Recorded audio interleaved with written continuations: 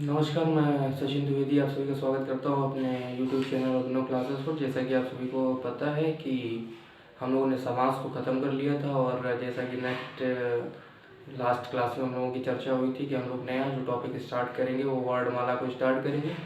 तो आज हम लोग वर्णमाला को स्टार्ट करेंगे। इससे पहले जिन लोगों ने भी चैनल को ज्वाइन नहीं किया वो ज्वाइन कर सकते हैं। आपको यहाँ पे फ्री ऑफ कॉस्ट नोट्स मिल रहे हैं, बस आपको इतना करना है, वीडियो को लगाना है, देखना है और जो बातें यहाँ पर बताई जाती है वो आपको लिखनी है।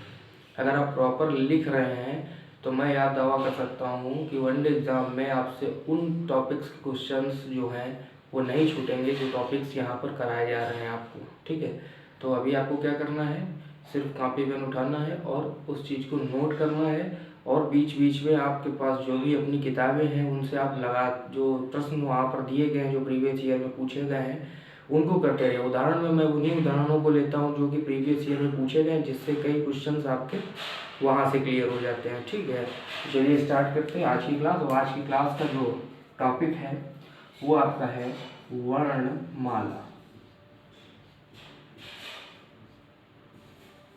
बस आप लोग एक चीज़ कर रहे हैं जो आप लोग शेयर नहीं करते हैं, और चैनल को अगर ज्वाइन नहीं किया तो आप लोग ज्वाइन तो कर ही लीजिए। तो शेयर भी करते रहिए, थोड़ा सा शेयर करने से ये हो जाता है, थोड़ा मोटिवेशन मिलता है और इससे हो ये जाता है, केवल मोटिवेशन मिलता है कि हाँ चलो कुछ लोग देख रहे हैं तो बताने में भी अच्छा लगता है। ठीक है, और ये बेसिकली नोट्स हैं जो आपको यूट्यूब पे कंटेंट के रूप में नहीं मिलेंगे। ठीक है, आपको एग्जांपल्स के रूप में मिल जाएंगे बट कंटेंट के रूप में नहीं मिलेंगे, वही मैं आपको देने की कोशिश कर रहा हूँ।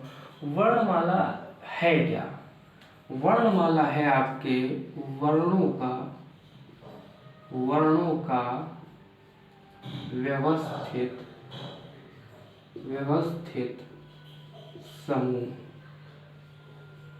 वर्णमाला क्या है? पहली बात तो आपसे एक सीधा सा क्वेश्चन कई बार आपसे पूछा जा चुका है, यूपीपी हो गया या अदर वनडे एग्जाम हो गया, उसमें सीधा सा एक क्वेश्चन आपसे पूछा जा चुका है कि जो वर्णमाला है वो क्या है। वो दे देता है लिख के वर्णों का व्यवस्थित समूह, तो वहाँ पे आप उसको टिक कर देंगे कि वर्णमाला क्या है, वर्णों का व्यवस्थित समूह। और वर्णमाला में वर्णों की संख्या आप सभी को पता है 52 है, 48 है और 54 भी है। अब 52 कब है, 48 कब है, 54 कब है, जैसे जैसे हम लोग आगे डिस्कस करेंगे वैसे वैसे हम आपको ये चीज़ बताएंगे कि कब ऐसा है कब ऐसा नहीं है। ठीक है, तो अभी हम लोगों को देखना क्या है, वर्णमाला क्या है, वर्णों का व्यवस्थित समूह। इतनी सी बात अभी हम लोगों को सिर्फ याद रखनी। चलिए आगे चलते हैं। अब एक बहुत ही बहुचर्चित प्रश्न है आपका, जो अक्सर पूछा जाता है कि जो आपका सबसे छोटी इकाई जो होती है, मतलब वर्ण आप ऐसे समझ सकते हैं। पहले अच्छा एक चीज और देख लीजिए, भाषा की सबसे छोटी इकाई आपसे पूछ देता है कई बार कि भाषा की सबसे छोटी इकाई क्या है, सबसे छोटी इकाई क्या है। तो जो भाषा की आपकी सबसे छोटी इकाई है वो ध्वनि है। भाषा की जो सबसे छोटी इकाई वो है आपकी, वो क्या है, वो आपकी ध्वनि है। अब अगर कुछ सबसे छोटा है तो जाहिर सी बात है कुछ सबसे बड़ा भी होगा। तो सबसे बड़ा क्या है, सबसे बड़ी आपकी इकाई क्या है, वो वाक्य है। तो आपको ये दो बातें भी आपको यहाँ पर ही कंफर्म कर लेनी है कि अगर सबसे छोटी आपसे पूछी जाएगी तो ध्वनि है और सबसे बड़ी आपसे पूछी जाएगी तो वाक्य है। कुछ चीज़ें हम लोग समझ लेते हैं, ये क्वेश्चन ऐसे ही दिमाग में आ गया तो मैंने आपको बता दिया। अब जरा पहले हम ये समझ लेते हैं कि वर्ण क्या है। बिल्कुल जीरो से लेके चलेंगे हम लोग, मतलब ऐसे लेके चलेंगे कि आप आराम से उस चीज को कनेक्ट कर पाएंगे। ठीक है, तो वर्ण क्या है, वर्ण वो है वर्ण क्या है, जिसके टुकड़े ना हो। वर्ण क्या है, जिसके टुकड़े ना हो वो वर्ण है, जिसके टुकड़े ना हो वो वर्ण है। अब एक शब्द इसी में और आता है कि अक्षर क्या है। वर्ण तो हो गया, वर्ण क्या है, जिसके टुकड़े ना हो। एक शब्द और आता है अक्षर। अक्षर से जब आप अक्षर का मतलब निकालेंगे तो अक्षर का मतलब होता है जिसका क्षय ना हो, जिसका क्षरण ना हो, जिसका समापन ना हो, जिसका विखंडन ना हो, जिसमें विकृति ना उत्पन्न हो। तो मिलता जुलता ही अर्थ है दोनों का, अर्थ दोनों का मिलता जुलता ही है। और इसी में ही एक शब्द अक्षर में ही एक चीज और आ जाती है, वो आती है आपकी ध्वनि, जिसे अभी हम लोगों ने जाना था कि भाषा की सबसे छोटी इकाई क्या है, ध्वनि। तो अगर ऑप्शन में आपको ध्वनि ना मिल के अक्षर या वर्ण मिल जाता है, तब भी आप उसको सही करेंगे कि जो भाषा की सबसे छोटी इकाई वर्ण है या अक्षर है या ध्वनि है, तीन में से जो भी आपको मिल जाएगा उसको आप टिक कर देंगे और आगे बढ़ जाएंगे। ठीक है, उम्मीद है आई होप ये बात आपको समझ आ गई हो। वर्ण का मतलब है जिसके टुकड़े ना हो, जिसके टुकड़े ना हो। अक्षर का मतलब क्या है, जिसका क्षय ना हो, जिसका खंडन ना हो, जिसका विखंडन ना हो, जो टूटे ना। और ध्वनि क्या है, ध्वनि ही वह है जो वर्ण को जन्म देती, वर्ण को, जैसे कहते हैं ना कि ध्वनि यहाँ पर सबसे सुटेबल रहेगा, क्योंकि जब आप मुंह से आवाज निकालेंगे तभी तो आप वर्ण तक पहुंचेंगे। इसीलिए उन तीनों का जो मतलब है वर्ण शब्दों का वो एक ही है। ठीक है, तो आपको बस दो बातें यहाँ पर याद रखनी है कि भाषा की सबसे बड़ी इकाई क्या है, वाक्य, और भाषा की सबसे छोटी इकाई क्या है, ध्वनि। ठीक है, अब आगे चलते हैं। आगे चलने के लिए हमको बताया गया कि दो चीजें होती हैं भैया वर्णमाला में, एक तो आपका होता है स्वर और एक होता है व्यंजन। तो ये बात आपने समझी कि वर्णों के, अब ऐसे समझ लीजिए वर्णमाला पे चल के हम लोग वर्ण ले लेते हैं, वर्णमाला में से वर्ण निकाल लेते हैं, वर्णमाला में से वर्ण ले लेते हैं, वर्णमाला से हमने वर्ण ले लिया, तो वर्ण के कुछ ना कुछ भेद होंगे। तो वर्ण के भेद स्वर और व्यंजन में हो सकता है थोड़ा सा समझने में दिक्कत हो, इसलिए हमने वर्णमाला से वर्ण ले लिया। और अब वर्ण होगा तो वर्ण के कुछ भेद भी होंगे, वर्ण होंगे तो वर्ण के कुछ भेद होंगे। तो वर्ण का जो पहला भेद है वो बताया गया है स्वर। वर्ण का जो पहला भेद है वो भैया क्या बताया गया है, स्वर। दूसरा जो बताया गया है वो बताया गया है व्यंजन, और तीसरा जो बताया गया है वो बताया गया अयोग वाह। ये बेसिकली जो शब्द हमने यहाँ पे लिखा है ये आप लोग छोड़ देते हैं, इसीलिए कभी कभी वो 2 सही करता है और कभी कभी वो वर्ण के भेद कितने सही करता है, 3 सही करता है। तो आज से आप लोग ये गलती नहीं करेंगे। अगर 2 दिया है तो 2 टिक करेंगे, 3 दिया है तो 3 टिक करेंगे, और दोनों दिया है तो लार्जेस्ट नंबर पे आप जाएंगे। ठीक है, तो आप 3 टिक करेंगे। तो वर्णों के भेद अगर आपसे पूछ देता है तो आप क्या करेंगे, 3 पर जाएंगे, अगर आपको वो 3 ऑप्शन में दे रहा है तो। ठीक है, तो पहली हमारी चीज क्या है, स्वर, दूसरी क्या है व्यंजन, तीसरा क्या है अयोग। इसको हम लोग धीरे धीरे समझने की कोशिश करेंगे कि ये है क्या। पहली बात तो ये है कि ये क्या है, स्वर।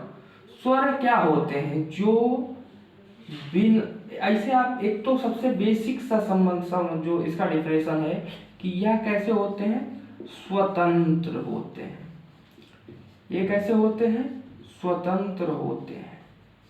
कैसे हैं भैया, ये आपके स्वतंत्र होते हैं। स्वर, सांस से स्वर, सांस से स्वतंत्र, जो स्वतंत्र रूप से बोले जा सके उन्हें हम स्वर कहते हैं।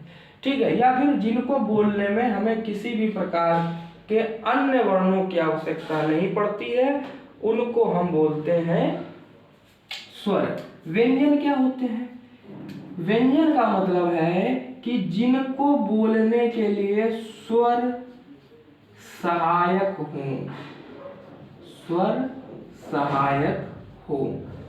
व्यंजन क्या होंगे भैया, व्यंजन वो होंगे जो स्वर की सहायता से बोले जाते हो, या फिर उनको बोलने या उच्चारण करने के लिए स्वर जो है वो सहायक हो। तीसरा हमको बताया गया अयोगवाह। अयोगवाह एक प्रकार का क्या होता है, चिन्ह होता है। अयोगवाह एक प्रकार का क्या होता है, चिन्ह होता है, जो कि किसके साथ में लगता है, वर्णों के साथ में इसको लगाया जाता है। अयोगवाह क्या है, एक प्रकार का चिन्ह है जिसे वर्णों के साथ में लगाया जाता है। जैसे आपने एक शब्द ऐसे लगाया, ये तो आपने एक व्यंजन लिख दिया, और इसी में आपने ऐसे लगा दिया तो ये अयोग्यवा हो गया। तो अयोग्यवा क्या है? एक चिन्ह है। ये जो हलंत आपने लगाया ये अयोग्यवा है। हम लोग जब आगे पढ़ेंगे तो डिटेल में इसको लेंगे। अब हम लोग सबसे पहले देखेंगे स्वर क्या है। सबसे पहले हम लोग चर्चा कर लेंगे कि स्वर क्या है। वर्ण समझ गए, वर्णों के भेद समझ गए। वर्णों के भेद कितने हैं भैया हमारे? वर्णों के भेद हमारे जो हैं वो हमारे 3 हैं।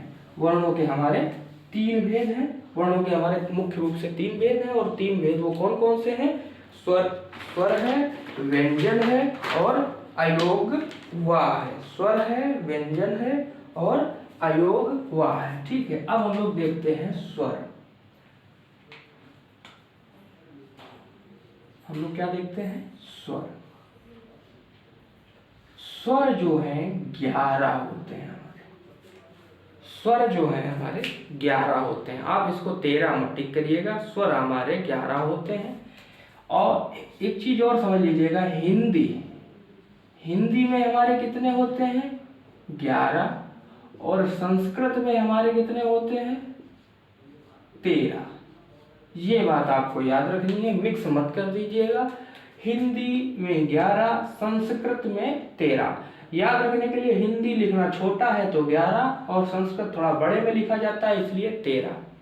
ठीक है, तो हिंदी में हमारे कितने हो गए? 11। और संस्कृत में हमारे स्वर की संख्या कितनी हो गई? 13। और अब देख लेते हैं जरा ये कौन से होते हैं। तो 11 कौन से हैं? छोटा, बड़ा, छोटी ई, बड़ी ई, री, आ, बड़ा आ, छोटी ई, बड़ी ई, री, ए,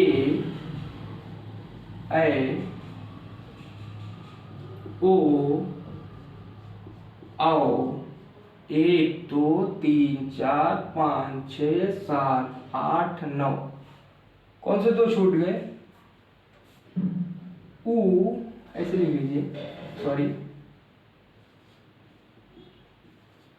बड़ा ऊ,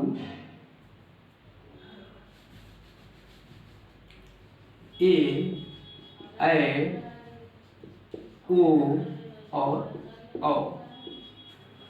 अंग और आहा को आप स्वर में शामिल नहीं करते हैं। क्यों नहीं करते हैं? जैसे जैसे हम लोग आगे बढ़ेंगे सब कुछ जानेंगे, क्योंकि अभी तक जो आप सब लोगों ने पढ़े हैं वो सिर्फ एक छोटे छोटे किताबों के कॉन्सेप्ट को उठा के वहाँ से आपने तो रट ली उन चीज़ों को, या आपने क्या किया है एक तरीके से उनको मंथन नहीं कर पाए उन चीज़ों का। तो हम ही लोगों को ध्यान रखना है कि ये 11 हमारे क्या हैं? स्वर हैं जो हिंदी में प्रयोग किए जाते हैं। ठीक है, पहली बात तो ये हो गई कि ये भैया कितने हैं? 11। अब हमको देखना है स्वर के भेद।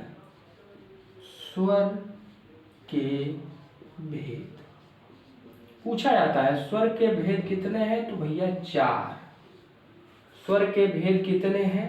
तो भैया 4। याद रखने के लिए सबसे पहले स्वर का भेद क्या होगा भैया? पहला सबसे जो आएगा वो आएगा, या भाई जब मुंह से कुछ निकलेगा तभी तो कुछ बाहर आएगा।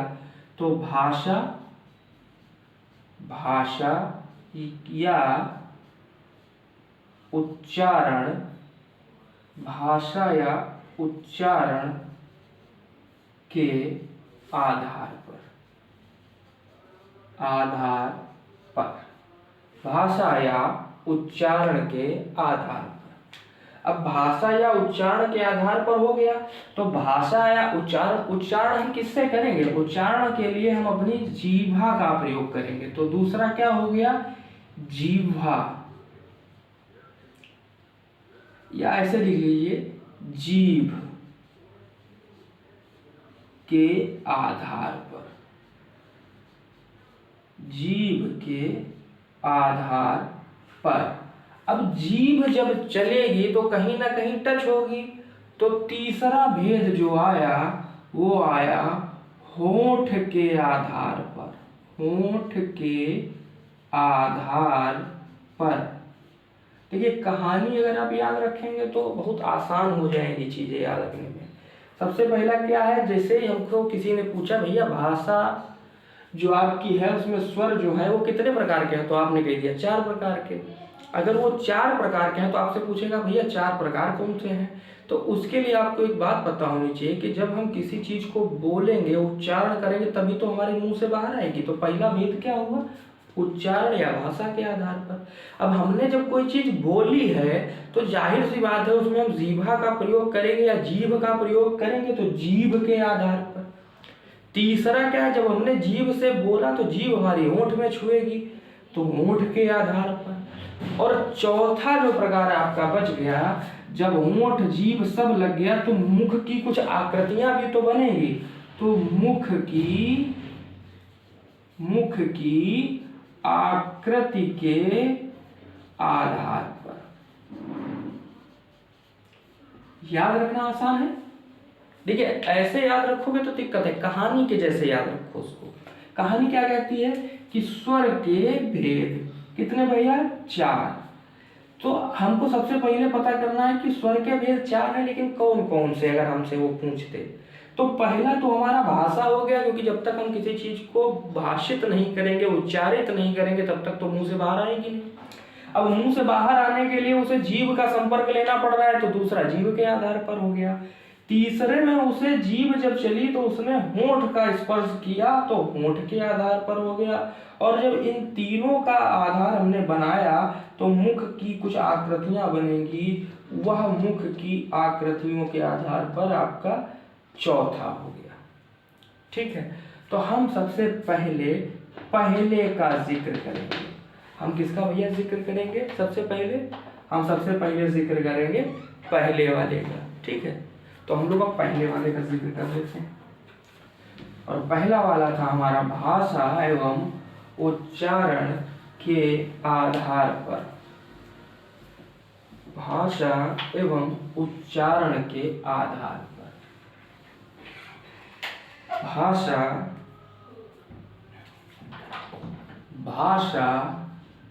एवं उच्चारण के आधार पर। भाषा एवं उच्चारण के आधार पर। तो ये 3 प्रकार के हमारे होते हैं भैया। ये कई प्रकार के होते हैं, 3 प्रकार के। वो 3 प्रकार कौन से होते हैं, ह्रस्व स्वर, दीर्घ स्वर और प्लुप्त स्वर। 3 हमारे समझ रहे हो आप, ह्रस्व स्वर, दीर्घ स्वर और प्लुप्त स्वर।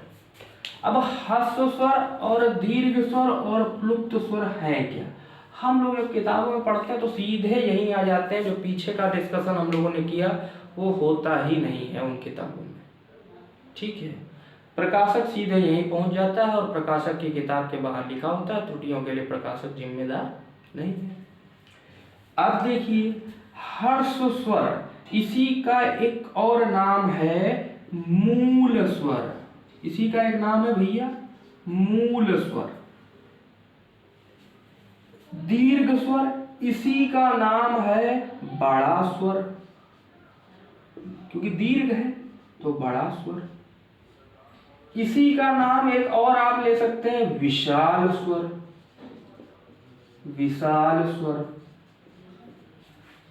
इसी का एक नाम और है भैया, इसका जो एक नाम और है वह क्या है, एकमात्रिक छंद। ये पूछा जाता है एकमात्रिक स्वर, छंद, एकमात्रिक स्वर। ये क्या है, ये द्विमात्रिक है। ये क्या है, द्विमात्रिक स्वर। अगला वाला क्या है, त्रिमात्रिक स्वर। त्रिमात्रिक स्वर, एकमात्रिक, द्विमात्रिक, त्रिमात्रिक। मूल स्वर, बड़ा स्वर, विशाल स्वर, या इसी को आप यहां से लघु स्वर भी कह सकते हैं। क्या कह सकते हैं? लघु स्वर भी कह सकते हैं। अब ये हैं कौन से? ये आपके आ जाते हैं छोटा आ, छोटी ई, छोटा ऊ और री से ऋषि। ये आपके 4 आ जाते हैं। अब अगर 4 यहाँ आ गए तो जाहिर सी बात है जो बचे हुए 7 है वो यहाँ होंगे। तो बड़ा आ, बड़ी ई, बड़ा ऊ, ये तो इधर आ गया। तो ए, ऐ, ओ और औ। 1 2 3 4 5 6 7 8 9 10 11। यहां से भी हमको पता चला कि ये कैसे हो गए? 11 स्वर हो गए। त्रिमात्रिक के साथ इसे और स्वर के नाम से जाना जाता है। प्लुप्त स्वर को पवित्र स्वर, पवित्र स्वर। अब ये कौन से होते हैं? जैसे आपने एक शब्द सुना ओम। देखिए एक मात्रिक छंद का मतलब छंद बार बार मुंह से निकल रहा है। एक मात्रिक स्वर का मतलब क्या है? एक मात्रिक स्वर का मतलब है कि इसको बोलने में एक मात्रा का समय लगेगा। मात्रा का मतलब क्या होता है? मात्रा का मतलब होता है, मात्रा का मतलब क्या है भैया? मात्रा का मतलब क्या है? समय। मात्रा बराबर आप ऐसे समझ सकते हो समय, कि वह शब्द या वह वर्ण बोलने में जितना समय लगेगा वह क्या कहलाएगा? मात्रा। तो एक मात्रिक का मतलब एक मात्रा का समय, इसमें 2 मात्रा का समय, इसमें 3 मात्रा का समय। बात समझ में आ रही है? इसमें 1 मात्रा का समय, इसमें 2 मात्रा का समय, इसमें 3 मात्रा का समय। ठीक है। और इनको ह्रस्व स्वर कहते हैं। इनकी संख्या पूछ लेगा तो 4। इनकी दीर्घ स्वर कहते हैं। इनकी संख्या पूछ लेगा तो 7। बस प्लुप्त स्वर की संख्या वो आपसे नहीं पूछेगा। कहने का मतलब ये है कि जो यहाँ से पूछे जाने वाले प्रश्न हैं वो 2-3 प्रश्न बहुत अच्छे बनते हैं कि एक मात्रिक, द्विमात्रिक और त्रिमात्रिक छंद कौन है, स्वर कौन है। छंद बार बार इसलिए मुंह से निकल रहा है क्योंकि ऑफलाइन क्लास में जो है छंद टॉपिक चल रहा है। लघु स्वर क्या है? पूछ देता है कि निम्न में से लघु स्वर है, निम्न में से लघु स्वर है तो आप इनको याद रखेंगे। पूछ देगा निम्न में से दीर्घ स्वर है तो आप इनको याद रखेंगे। निम्न में से विशाल स्वर है तो आपको ओम, अरे इस तरीके के शब्द देगा जिसमें 3 मात्राएं दी होंगी। ठीक है। तो आप इस तरीके से इस डिटेल को याद रखेंगे। ये पहला भेद है किसका? स्वर का, भाषा एवं उच्चारण के आधार पर। ठीक है। तो अब आज हम लोगों ने जो